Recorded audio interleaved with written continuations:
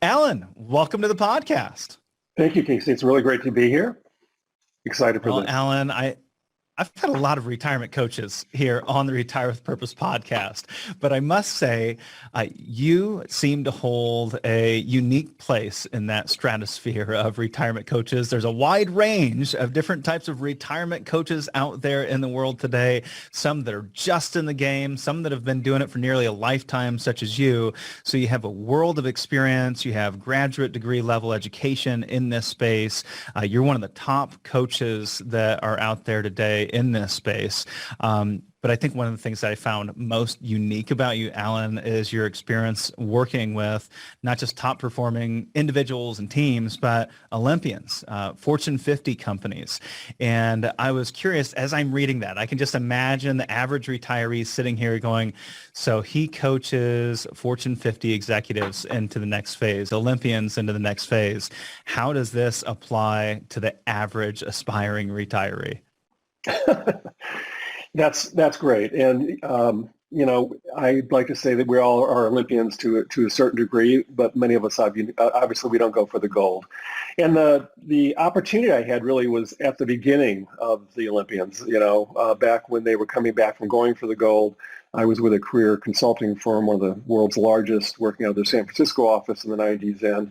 And it had such a huge impact all the way to who I am today. And the reason for that is that I could understand why they were well muscled in their sport, Casey, but what I couldn't get my head around is how at the ripe age in 20 and 21, they weren't freaking out, right? All that pressure, particularly with the United States and how we love the win. And every one of them with zero training had the ability to be able to manage who had the microphone in their head between that voice of fear, doubt, anxiety, sort of that inner critic versus a voice of positivity that said, let's go for it. And I thought, my goodness, if you could master that at 2021, my leaders in the 30s, 40s, 50s, and 60s certainly can master that. So that really shaped my performance-based model that I've been using for the last couple of decades, and it certainly has shaped my road mapping process for the third act of life.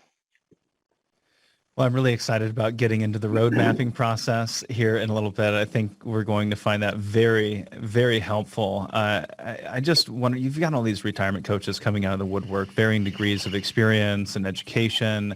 Why? Why do retirees need coaching? And I mean, is it really that hard to retire that we need a retirement coach of your level? Yeah. Well, I have to probably place myself in an outlier category for you because we don't use the word retirement. So we use it originally. It was HighImpact Retirement for the third act of life. And our prospects and our clients just shot that down. Like, retire? I'm not retiring. I don't want that word hung up on me at all. I'm active and I want to continue to be active. And so we had to do a rather expensive redesign because I just assumed that retirement was a part of what we call that third act of life. And the truth is today, at best, it's probably pro-retirement. And the reason that I think it's such a big conversation right now is that we're the first generation, and I say we because I'm in it, almost 30 years older than you are. We're in a time where we, thanks to our medical and thanks to technology, we're in a time now where if you think back to what your grandfather did, 65 or 70, right? That was very different. The idea of knitting or fishing full time is just off. It's not even on the agenda. People desire in the third act of life to be very, very proactive, to be purposeful, and to be productive. And so the Questage High Impact Transition Program does not mention the word retirement because for our clients, that's just not, I actually believe that word is sort of going to dissipate over the next generation. Because, you've heard the 60 being the go-go years, the 70 the slow-go, and the 80s no-go. And my belief is in the next 2 decades, we're going to be pushing that out. One of my favorite stories is a man I met in Kansas, 88 years old. Had a very successful business with price machines for a very large fast food company in the United States. And I was introduced to him, and I was just struck at 88 of his presence and his energy. And I just, I said, when are you thinking of slowing it down? And he looked at me and said, Allan, that's such a great question. I just had talked to my wife last night about that. And I'm thinking in this next year, I'm going to bring it down to about 40 hours a week. Mm-hmm. And I just thought, what an amazing attitude, right? 88 years old. So I think you're seeing a very different narrative. And for a lot of leaders, because I'm in the leadership space, they've spent so much of their identity in their career that when that day comes, whether they've won the money game, whether the organization's saying, you're 65, you got to go, or they just say, look, they personally feel it's time. For a lot of particularly men, when you remove that business card and that title, there's no there because their entire identity had been focused on this thing we call work. And it's interesting. I created Questage a couple of years ago, really from a memory that I had as a career consultant in my 30s when I was about your age in San Francisco. And this one executive came in, and the way you worked with us is the company had to afford the program. You couldn't walk in off the street. And so here I had in front of me this gentleman by the name of Tom, who's probably about 60, 65, CFO, and it was an acquisition. So he didn't get the nod. The other gentleman, the leader got the nod. And I'm looking at this amazing resume with great education. And the depression and the anxiety in him was just stunning because his whole life had been his work. And when that business card was removed, we had to start really from scratch to be able to, look and have him own his experience on that resume and then to retool it in a way to move him passionately forward based on the skills and the competencies and the values that he wants. But I just, Casey, I never forgot that, thinking, wow, particularly for where we are today, we need leaders to continue to lead for the next decade. We can't just hang it up until your generation gets another 10 years in. We have a void because the next gen, the Gen X was it's only a 10-year generation. And so we need the millennials to get a little older to be able to fill that leadership void that's happening with regard to the baby boomers. So I think we could not have enough coaches to be helping in partnership to really have that third act of life be meaningful, to be full of productivity. If you're a Questage client, you have to have a desire to pay it forward. So we insist that if someone's working with us, that they have an innate yearning to be able to continue to lead, whether that's in foundations, charity, volunteer, consulting, doesn't matter. But we really want that leadership narrative to continue. And so does that help? Yeah, well, speaking to that, we talk about leaders. It seems like the right individuals for you are those that are leaders. Those are the ones that fit best into the Questage program. So I would view this. However, one of my favorite mentors, Andy Stanley, is what I would consider one of the biggest names, if not the best leaders out there in the world. And he argues that we're all leading in some capacity. We're all Correct. leading. So Correct. What type of leaders, how do you define leadership, and what type of leader would be best fit for this program? Well, for the Questage HighImpact program, it really is for what I refer to as top performing leaders, right? That they've been able to make their mark. They were able to navigate to the top of the organization, to be able to lead with great momentum and great capacity. I share that definition. All of us have the opportunity to lead and to be leaders, right? And my belief is that leadership is always on. It's not just about your work. It's how you lead at home, how you lead with your spouse, your children, how you lead in the community. And it's interesting because leadership came to me at a very early age, back when I was 10, 11, 12 in Boy Scouts and in church or in school, student representative and whatnot. And I'd always been fascinated about what had some people plateau and others continue to thrive and climb. And so I've always been a student of that, right, around human potential. And so while, I've had the privilege to be working rather high up in organizations, your point is well taken, that when we get to the third act of life, it's a leadership conversation no matter where you are in the organization, to take control and to be able to look to say, how can I pay it forward? How can I be relevant? How can I be productive? and how can I really be seeing the third act of life through the lens of positivity? Because when we're unplugged and when we're separated from the herd and not having a network, that positivity leaves. It becomes a negative narrative, right? And when we go in and look at nursing homes and seeing, how, they're living so long and they're thriving because for many of them, they're lifelong learners. In fact, one phenomenon that's happening now is nursing homes and living facilities are being placed on university campuses. We have an amazing new project that opened up on the Arizona State University property, and they have full access to classes. They have full access to the university.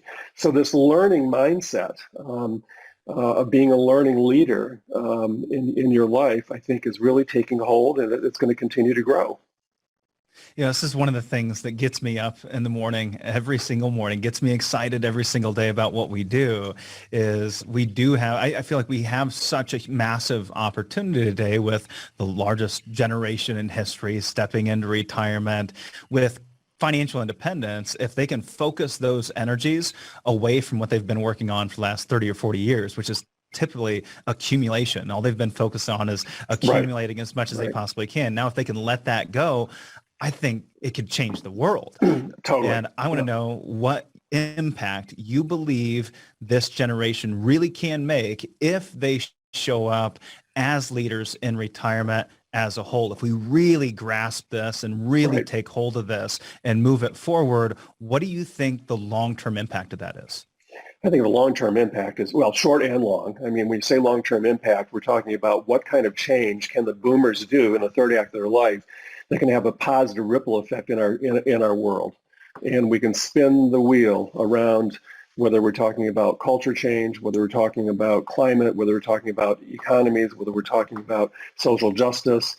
If we can just wake up and be very clear of what each of us feels a yearning for to make that difference in the third act of life, the ripple effect is huge. But we don't have time, right? I mean, I'm humbled at 64 years of age to wake up every morning still thinking I'm your age, right? I mean, I just where did the decades go? And I'm energetic. I have a lot of fun, but I can't account for, where did it go? And so when I'm now looking forward and looking at the next maybe 2-3 decades, that matters to me. It's like we don't have the luxury of time now. And, I expect that we'll all have a little slowdown. But for me, that's why Questage matters. This is an important legacy for me to be able to be in this conversation and to ensure that we have boomers in the right mindset. They're not coming in with scarcity. I challenge my leaders to be very mindful to what they absorb around news, right? Because there's a lot of negative stuff, and that can impact our systems if we're not force fielding to be able to say, okay, I got it, but I'm not going to take it in. Because for some, as we get older, some feel hopeless. So how could I possibly be a change agent with all the tsunami of noise and problems we have? And so I really challenge us to be able to look at what we can control and how we can, individually be committed to wake up, as you say, every morning excited to be able to make that difference in whatever domain they're called to do. Make that impact. You talk about a high impact retirement, and I wanted you to define for our listener, what is a high impact retirement? How do you define a high impact retirement? And then where does leadership show up in retirement? And is there a spectrum there? Yeah, so when we talk about high impact, I mentioned it before, but I sort of call it the 3 Ps, right? One, it's all about purpose. And you've had some of your folks talk about the power of purpose. It's embedded in your work, right? But as we get to the third act, we get to re-engineer what that means around really being very purposeful. And in the first phase of the work with our clients, we have a discovery process. They certainly know who they are, obviously, the third act of their life. But we're actually taking through some very unique assessments that have them really take stock of what really matters to them now in the third act. Our clients come with a robust resume and a very stretched out toolkit of competency and skill. And what we do is to say, with all due respect to all that you have to the table, what are you passionate about? Which of these competencies and skills just have you thinking, if I could do this daily, game over, right? And so we have to undo a little bit and take some of the stuff out of their 20, 35, whatever years of gaining to really go back and really pull out the best in class for them. And then second to that is looking at what does productivity, mean to you, right? And again, we have to sort of get a new mindset here, because productivity for a lot of leaders meant their day job, right? And getting up and going almost on autopilot. My wife just retired after 33 years as a senior executive for Marriott. And it was, I will tell you that our daughter, who's 21, I can just imagine our grandchildren looking at my wife and saying, around the age of 10, so another 10, 15 years, just saying, how many years did you say in that company? Right? Because that we're now going entrepreneurial, right? So we're staying less than 40 months in a job. You've certainly read about the great resignation of April this year, where 4 million, quit, and another 2 million in May. So this is a phenomenon I can't even get my arms around, given that I'm a boomer and loyalty and stay the course. And when I started in Marriott, and when I left Marriott at the age of 31, I was a regional director of sales and marketing, and my mother had 2 words for me: get therapy.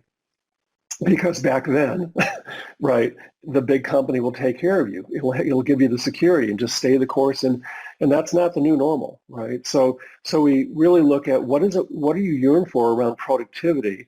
And productivity, the cool part for the third act of life is it is the productive piece around where do you want to pay it forward around, work and volunteering or, teaching. And then what about life productivity? And that's the fun part, right, for a lot of our clients, because it's really looking to say, what's the holistic lifestyle that I yearn to have around travel, family, health, right? And so it really works both sides to be able to move them forward. And what we get is a really positive mindset that comes out of that has them excited for Monday mornings to be able to get up. We have dear friends of ours who have retired, and they're fascinating. They both were successful in their own way, and they shared with us when they go to a cocktail party, they never sit down at a table. They actually stand and mingle.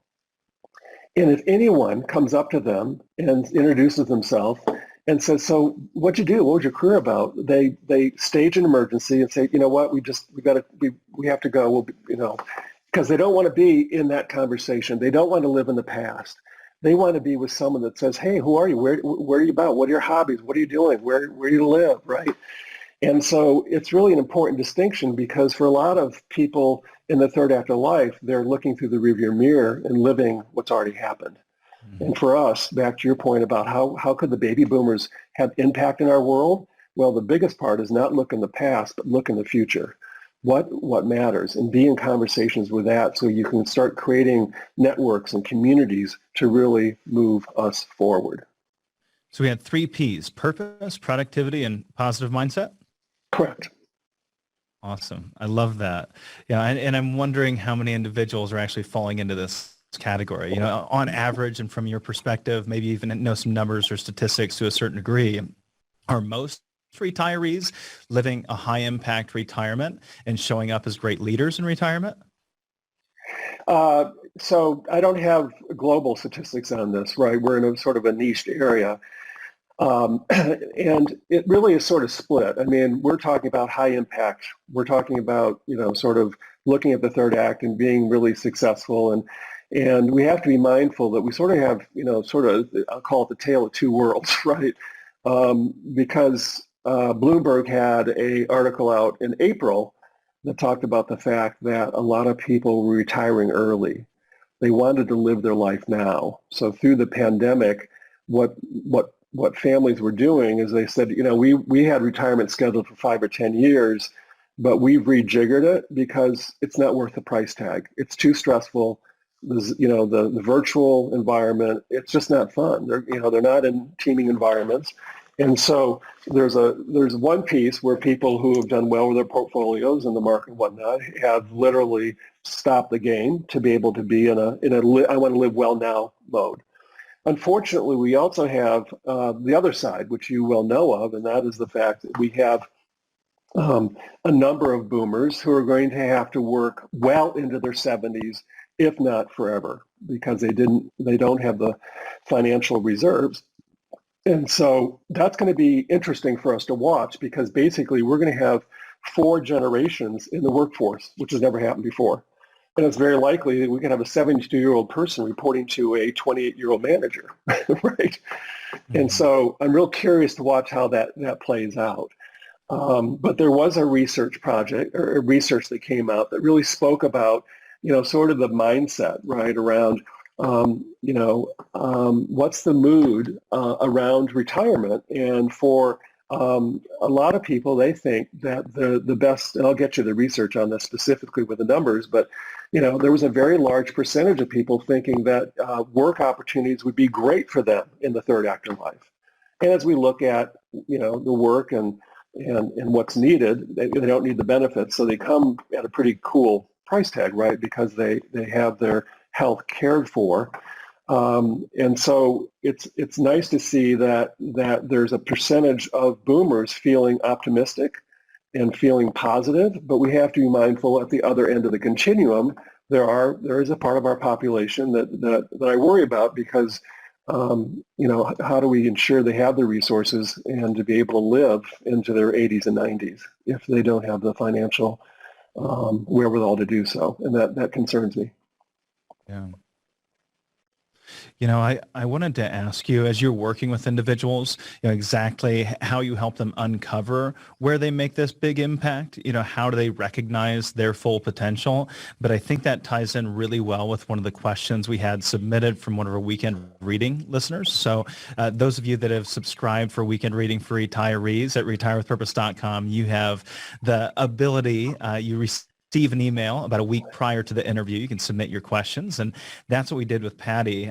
Patty said, is it practical to try to start from scratch in a new area? For example, I thought it would be cool to work on climate change as a data analyst, but my background is in electrical engineering, so I'd effectively have to go back to school for quite a while, I think. And I think a lot of individuals are going through this. She went on for quite a while. I think she has quite the resume. And I think that there's a lot of individuals that feel this way. They've been in the same position for a lot of years, but they're not necessarily passionate about it. There's something else they'd really like to do, but they go, I don't know if I have the time to start over again.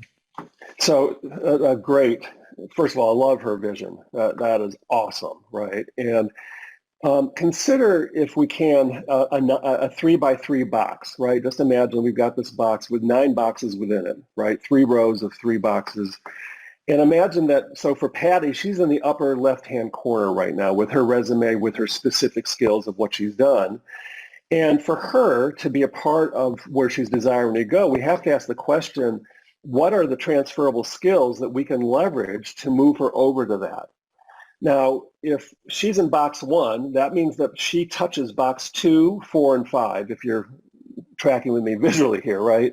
So that's the easiest transition, because touching that box 1 means that we can use those transferable skills to move her into something new. And what she's pointing to is box 9, right? If there's nothing that she has that she can repurpose into where she's wanting to go, therefore box 9 does not touch box 1, right? That is a re-engineering job, right? Now, I'd love to talk with her, because I think, first of all, if I'm a betting man, she definitely has transferable skills that we could re-engineer to be able to have her at least be in conversation. Mm-hmm. Because there's so much, she hasn't been really specific of what she wants to do in there, but I have to believe there's a way. I mean, my gosh, it's so emerging. And second is that years ago, there was a fascinating research project that came out that interviewed thousands of HR professionals. And they basically asked the question, are you looking for someone that can do the job, right? They have the skills. Are you looking for someone that's just motivated and interested in what you're about? Or are you looking for someone that really connects with your culture? And when you meet them, you're just like, wow, you're one of us, right? And for a lot of people, they thought, no, it's all skills-based. We need the skills. Now, the response that came out of that was really surprising. And certainly for high technology, bio, or medical, obviously skills matter greatly. But for a lot of work, the number one response was, give me the person that's compatible with us. Give me the person that fits with our culture, and we'll get them what they need, right? So back to Patty, right? I'm curious, just with that, I'm hearing a value proposition here. She wants to plug into something that is desperately needed right now in our world to fix. And so the job is to look at how you can transfer skills based on what you're looking for and re-engineer it that way, And if there's some schooling, I'm not a fan of her investing 8 years to go get 4 or 5 years in a PhD, unless she's absolutely a lifelong learner and desires to do that. But I would suggest there's a way that she could actually get into that world with her resume. We just have to re-engineer it and look at how to sell it from there. So if someone's feeling this way, they might be surprised that they actually do have skills that would apply to an area that they want to be in, that they didn't know actually would apply in those areas. And in addition, it's just like our business, right? How many times have we been told, you hire for culture and then you train for the skills, right? And there's a lot of companies out there today that I think are adopting that, and that's not the way it used to be. I think as a whole, most businesses hired for the skills, and then they tried to figure out how to fit you into the culture, and I think we've adapted to that over time. Agreed. And here's a secret weapon for Patty. Here's a secret weapon for Patty, assuming she's a boomer. Organizations love our work ethic. Organizations love the boomers. They're not playing games. They're going to show up on time. They're going to be respectful. They come with professional skill sets, right? And that's the thing that really is exciting for a lot of organizations, because they know that they'll have dependable people they'll be there to show up, and that means a lot for organizations. Yeah, we just hired our first boomer, so I'm really excited to bring him on the team. He's just that's and awesome. You can just see kind of this sense of wiseness that he brings to the table. So I'm excited to see what he does. But I want to ask, Patty's talking about starting a new career in a way. A lot of the individuals it sounds like you're working with are starting a new career, starting a business. They're going to continue to work. Do you find that most individuals, in order to have a high impact retirement, do they have to be working, or are you redefining what work is? Is there a different definition you have for work at this stage? Yeah, and that's why we use the word productivity, because work has so much that comes with that word, and for a lot of people, it's not a positive one, right? I mean, if they've had to stay in there to pay the bills or whatever. So when we talk, that's back to the 3 Ps around purpose, productivity, and positivity, because productivity, right, is very fluid, right? And we do 10-year mind maps, right? So if, let's just say I've got a 65-year-old person who's retired, and she or he is looking at the next decade, we're looking out to say, well, let's talk about productivity, right? On why you want to pay it forward. And let's talk about how much time you want, right? And it may be that they want to be there, 30 hours a week now, but maybe in 5 years, it's going to go down to 15 hours a week, right? So we get to holistically look at time and say, how do you want to be productive? Both from a place of paying it forward, as well as holistically looking at lifestyle. And for, and we need a couple years because it's such a shift. My wife and I are operating without a blueprint right now, and I'm in this business, right? Because we've been pretty type A through our careers. And now we're seeing that we have a way to flex it to up and down, right? And that's the beauty of productivity, is that, hopefully if well designed, I plan to do this for as long as I can, because I love it, but it gets to scale versus when we say work, it's sort of, then it's like boundaries come in around, was that 40 hours? Is that 30 hours? And, does that mean going somewhere? So we get to really really to start in a white room to recreate a blueprint or a roadmap that just is a lot of fun and What taking ownership of what you bring to the table.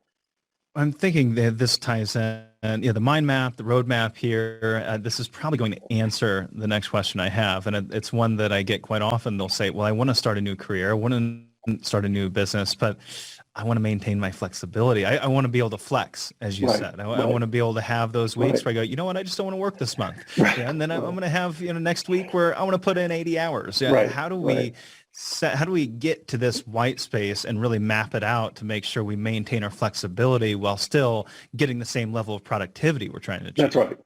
So there's good news in your question, and that is in partly because of the pandemic. I think this is a part of the great resignation that has occurred, right? And this is more younger generation versus older, but we certainly can appreciate this, because the new worker today wants that flexibility, right? They don't want to be tied down to a desk. They want to be able to. It's really much more, Casey, of an entrepreneurial mindset, if you think about it, right? Where you have that fluidity, you have that flexibility. And you want to bring productivity, you want to bring results, but you want to be able to do it in a way so that it serves your roadmap.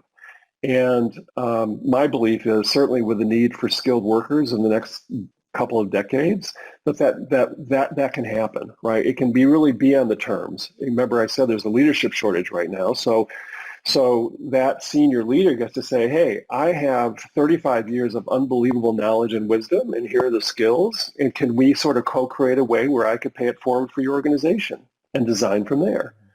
And that's what's happening today, which is really exciting. So you've got, I want to go back to your bold hire of a baby boomer, right? Because you just brought in, I don't know if she or he has wisdom. I mean, obviously they have wisdom. But how does that knowledge going to infuse into your culture? Will it be respected? Will it be desired, right? Because some of the younger generations like, hey, that's all fine with your long-term career. I'm going to go do my thing over here, right? So there's a whole assimilation and learning. My last book was called Out of the Question: How Curious Leaders Win. I co-authored that with a colleague of mine, Guy Parsons, and the whole piece of the book was talking about the learner leader versus the knower leader. And the knower leader was the old general, the command and control, do as I say, leave your emotions at home. And that leader is quickly going to the cliff, right? And this new learner leader mindset, where they're more of the guide than the general. They don't have to know all the answers. They lead with curiosity. And those kinds of leaders are going to create the compelling cultures of tomorrow. And guess what? With all these resignations, it's going to force organizations to get culture right? Yeah, it's definitely more important than ever to really determine what kind of leader you are and make sure you're heading towards that leader or servant leader or learning leader. That's right. I want to hit on the custom roadmap specifically because I did get really excited about this because I love a good roadmap. I've been putting together roadmaps since I was a little kid, as far as setting goals, putting myself on a track, knowing what I need to get there. So I love a good roadmap. We use something very similar with the families we work with when it comes to their financial life. This is part of your individual transition program. What does a custom roadmap actually look like? Can you make this more tangible for us? Sure. So, we got into this. It goes all the way back to my career consulting days, if you can believe it. So it's really beautiful to have this beautifully tied for my entire career. And for a lot of leaders that are coming into the third, or I would say anyone coming into the third act, a lot of them, they need some structure. They need some guidelines, right? Okay, I've got my resume, I've got some interests and whatnot, but what do I do with it? So what Questage does is sort of like takes all that stuff and shakes it out, and then we capture the essence of what's most important for the third act of life. So we capture the values and the core beliefs that matter. We use an amazing tool out of South Africa that is coming into America, both in organizations, as well as what we use it for the third act of life, that really allows our clients to understand their core motivation. And there's 9 motivations in this model. And it allows them then to look at the lens of who they are through these positive qualities, these core strengths, but also blind spots. Right? We all come with blind spots and weaknesses, and so we integrate that particular assessment along with some core exercises to be able to start looking to say, what are we going to pack for the journey? What matters to you? Skill, competency, values, motivations, and what do we need to let go of? What are the things that you no longer want to touch, right? Because sometimes we think, well, I got to just pack this in here because I know it, or it's going to be a part of the job. Well, not in this new conversation, because we really get to say, we're going to pack what we want for the journey that's going to excite you most. And then we litmus test it, right? Because this is the third act of life road mapping process is definitely a team sport. So we build an advisor network where we can, it's their individual network, right? Where we start leveraging and bringing in people that really know them, so we can check to make sure, have we got it right? And they can challenge them because they have the history with them, right?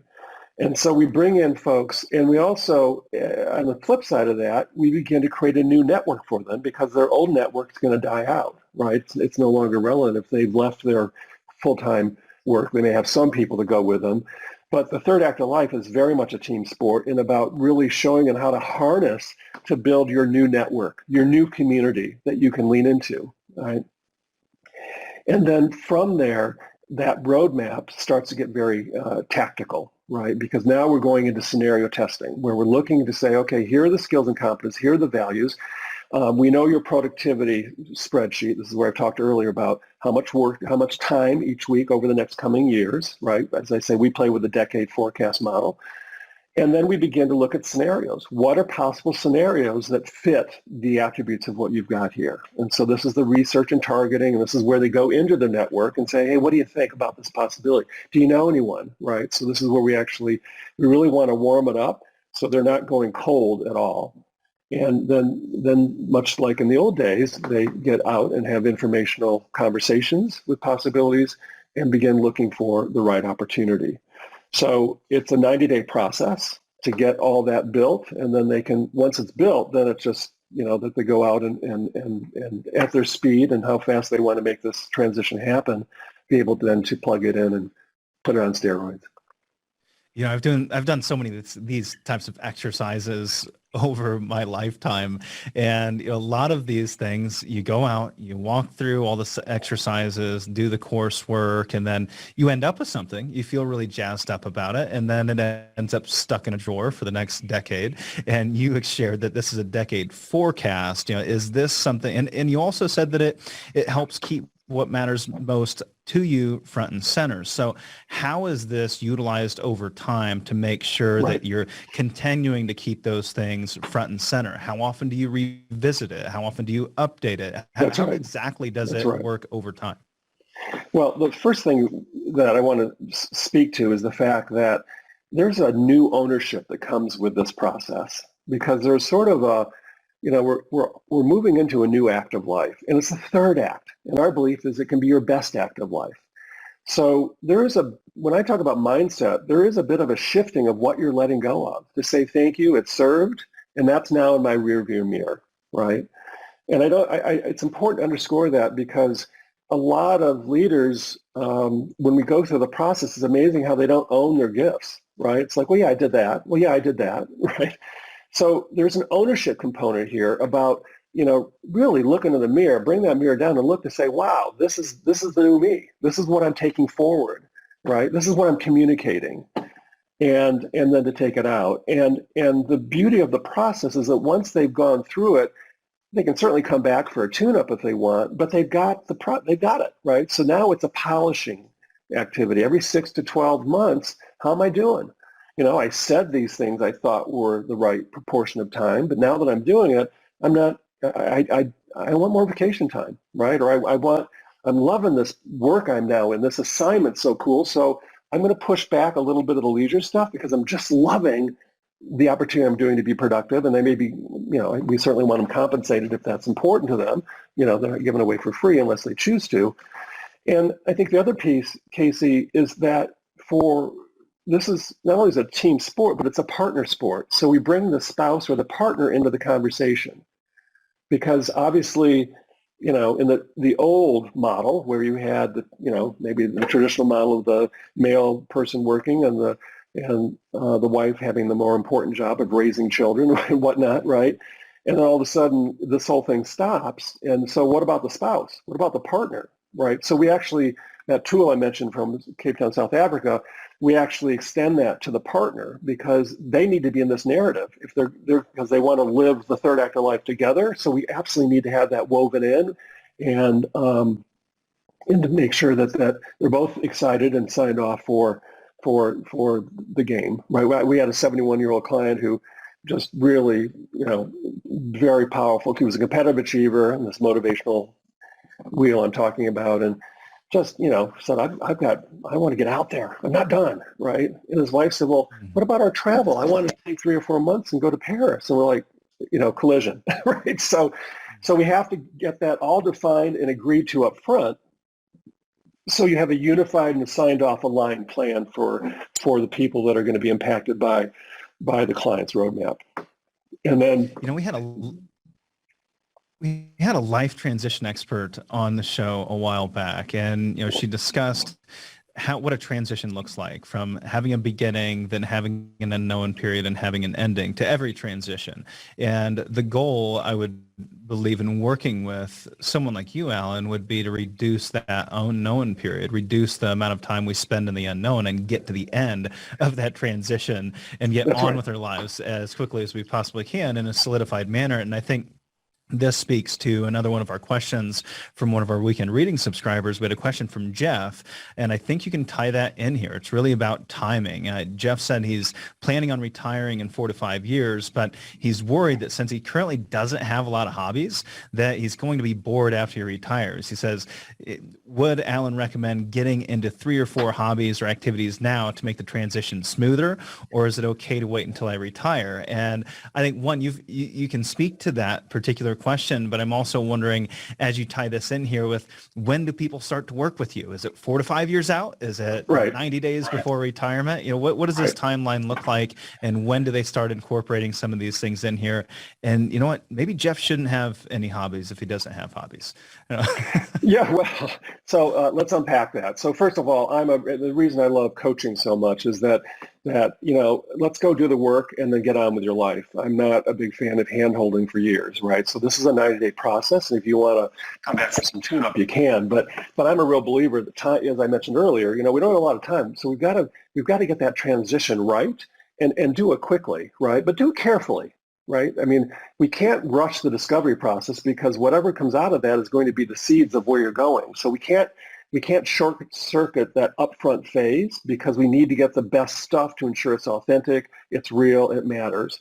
But once we've got those components, wow, now we can accelerate, right?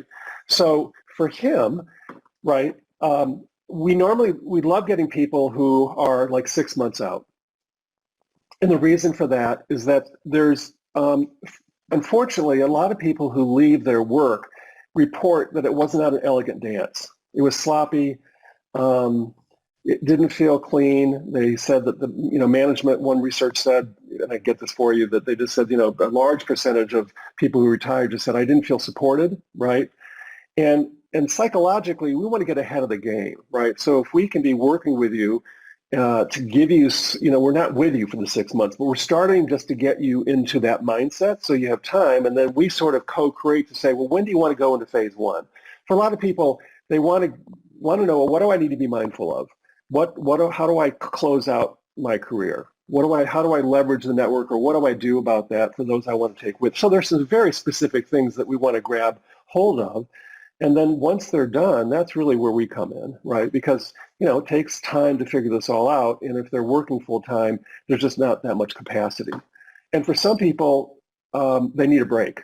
They actually need to take a little mini sabbatical, right?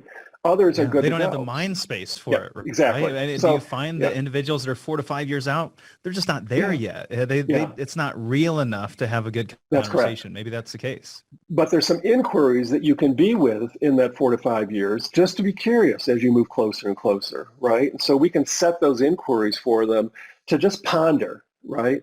so that when they get up to that point, they've done the pre-work and they're good to go, right?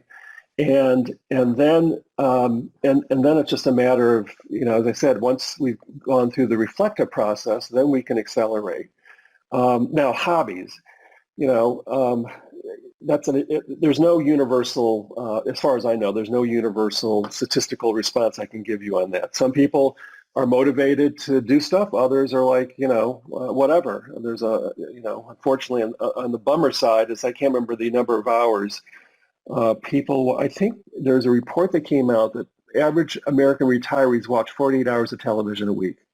Now, that's not good news for this narrative, right? Mm-hmm. So, so if we're talking about individuals that have been all in with their work, we need to move them into possibility thinking to say, well, just imagine that you had time to do something else.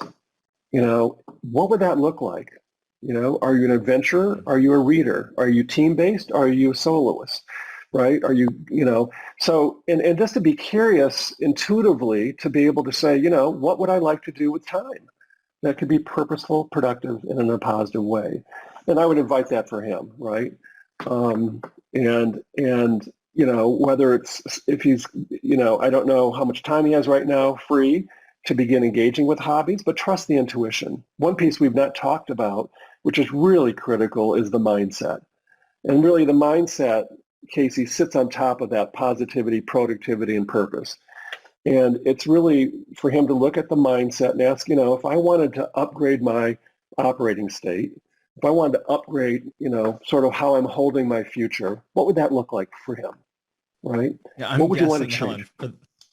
Guessing for those that you work with, those that have little to no hobbies currently, I would imagine those are the ones that typically continue to work maybe in a different capacity. Those that have a lot of hobbies, they probably really enjoy more of a traditional retirement.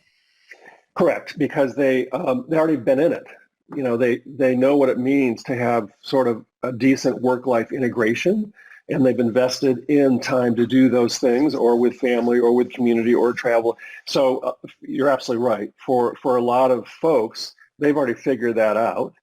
But for some, right, they've been all in with work. And that's the one, maybe we close on this because, there's something very fascinating, which I know one of your former interviewees, you guys talked about it recently. And it's, it's that fascinating thing that I've observed ever since I was in my 20s when I had the privilege to live abroad when I was in college, of this dynamic of when you go to a cocktail party, what is the first thing out of someone's mouth to you? So what do you do, Allan? What do you do, right?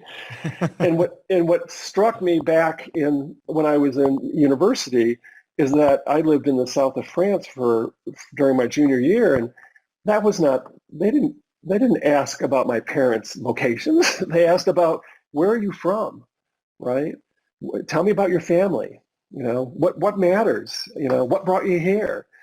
And I was always just struck as I got into my 20s and 30s and 40s just to see how prevalent that really is, right, in America, because other cultures, they lead with the humanness of the person in front of them, not the doingness of their work identity.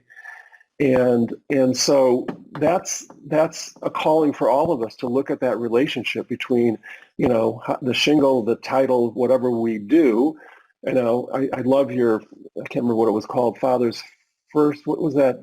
You were in something that, I can't remember the name of it. Front Row Dads. Front Row Days. Yeah, that was such a game changer for me to hear. Because you're literally, if we could just take that concept out for your generation, it would change the narrative of this whole thing around our doingness and our attraction to the titles and compensation and what our work is, right? And back to, my dear friends Betsy and Larry, who just stand up and they don't sit, because if they got that doing thing coming at them, they're out of there. So it's important for us to look at that, right? And I'm excited for what you do at your age, because you got it right. And I wished I had you as a dad, right? I didn't. I had an absentee father, and he died early when I was a teenager, and the guidance. And when you ask about, the boomers still being there and bringing in your first boomer to your company, That's cool because you're now integrating generations to make your organization that much more special and Yeah. exciting. It's so kind of you to say that, Alan. On this elevator speech piece, I guess what throws me off when I think about having an elevator speech in retirement is, I'm at that stage and I've been in it so long where, in our working life, it's, you have to have an elevator speech. Why do you put together the elevator speech? Well, so that you can get business, right? So you can pick up clients. So maybe you can get a new job someday. Right. Yeah, Right. you have to have this, really refined elevator speech, which I always found extremely annoying in the first place. It That's just right. seems so ingenuine, to put together one That's of right. these elevator speeches. That's right. Yeah, how does that apply in retirement? Someone asks you what you do. What is the goal behind crafting this elevator speech? Is it for you? Is it for them? What's the goal? Because the goal has shifted, right? That the goal has shifted. And, when you get to the third act of life, if I'm meeting someone and that we get into this conversation about their family and their travel, and then we start playing off each other because I've been there. I've been there. It was a fascinating experience when I had the chance to be in London, right? And you start a new conversation that has nothing to do with work. And what happens is now there's a connection forming, right? Because it's like, it's sort of like, oh my gosh, I feel like your brother from a different mother, right? And so notice how you can generate and be in conversation with no need. We have to call it, we all come with ego, right? But what we're noticing in the third act of life is the more fragile ego is the one that's going to live more on their accomplishments of the past, and the more stable ego, much like when we were talking about the learner leader versus the knower leader, has the ability just to say, you know what, I see you, right? And I would enjoy just to have a cup of coffee, and get out of the sales mode. I appreciate it, Casey. We all done our 90-second scripts over the, but the script I'm talking about for third act of life is a script that's authentic. It's real, it's engaging, and people want to be in conversation with that. They want to lean in, and that's where new friendships emerge from. When you just bring your full self there versus your old career self there. I can see massive value in that for anyone. It's just relationship building, right? And you can't 100%. build a relationship off of incentives that are placed in the wrong location. If your incentive here, especially in retirement, is to develop a new friend, make a new friend, right. then you've really crafted the right elevator speech around that. That's correct. So Al, I can't wait to see the impact that you continue to make with this generation. I look forward to talking again in the future. Thanks so much for joining us on the show. Thank you. It's been a real pleasure.